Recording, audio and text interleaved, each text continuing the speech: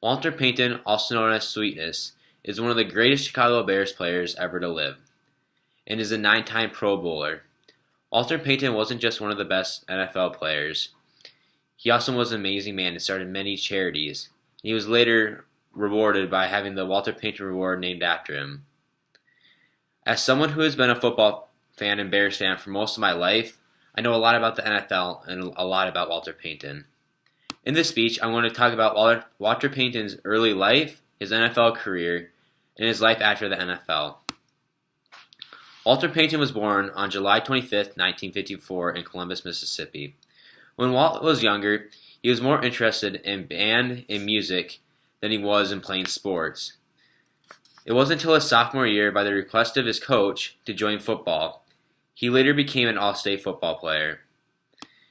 He was a very smart student and went to the Jackson State University to play football and study communications. By his senior year, he set an NCAA record for the most career points.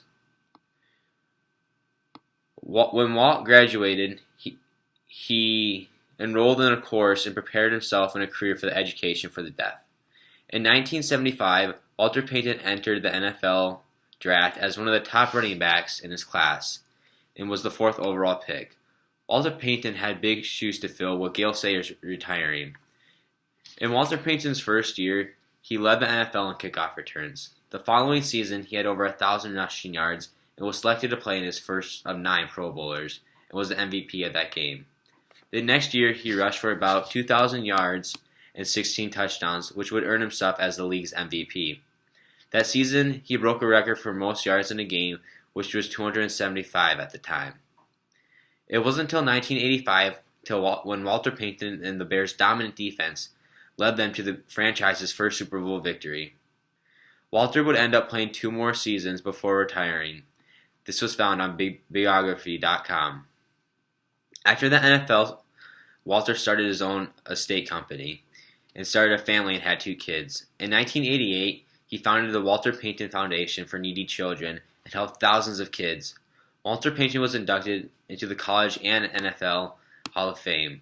In 1999, Walter Payton was diagnosed with bile duct cancer and would die the same year at the age of 45. This was found on bibliography.yourdictionary.com. In this speech, I told you about Walter Payton's early life before he went pro, his NFL career, and his life after the NFL. I now hope that you know more about Walter Payton and his accomplishments. Walter Payton is arguably one of the greatest NFL players ever to live.